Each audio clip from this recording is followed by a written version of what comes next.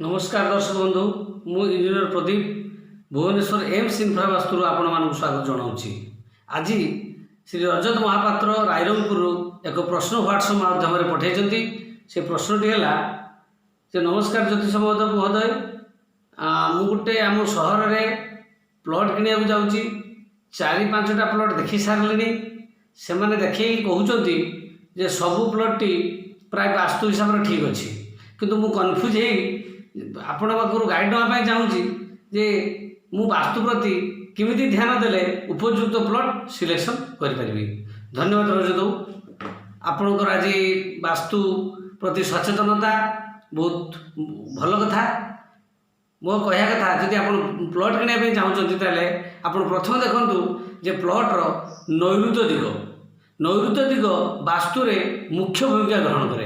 नैऋत्य दिग जदि आपणकर ठीक नाही ताले आपणकर सस्टेनेबिलिटी रहिबो नाही, आपण प्लट हाथ छड़ा भी हो जाई पारे। तेणु आपको नाही नथिबा असुविधा भी पहुँचो।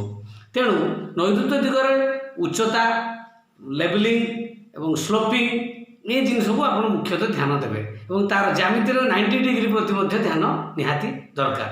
द्वितीय कथा आपणकर मुख्य रास्ता तार गेट एवं आप घर कला तार मेन गेट यही जिनसा आपको सब एंट्रीटा आपको एनर्जेटिक हवा दरकार।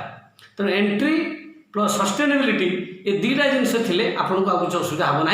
आपन को पूर्व दिग कि अग्नि दिग ईशान्य दिग एगुड़ा जहाँ जिते भी आपन को जदि ये दुईटा जिन ठीक ना आपको सब प्रकार असुविधा हम। तापर आजिकल वैज्ञानिक माध्यम जमी न्यूट्रन प्रोटॉन इलेक्ट्रॉन भारसाम्य रखापी जाए जो ओरा स्कैनर बाहर ना आहरी सुविधा। किंतु आजिकल जब आप ओरा स्कैनर नहीं जाए आपको कहीं प्लट देखेबे ना कि आप प्लट भी किनीपारे ना।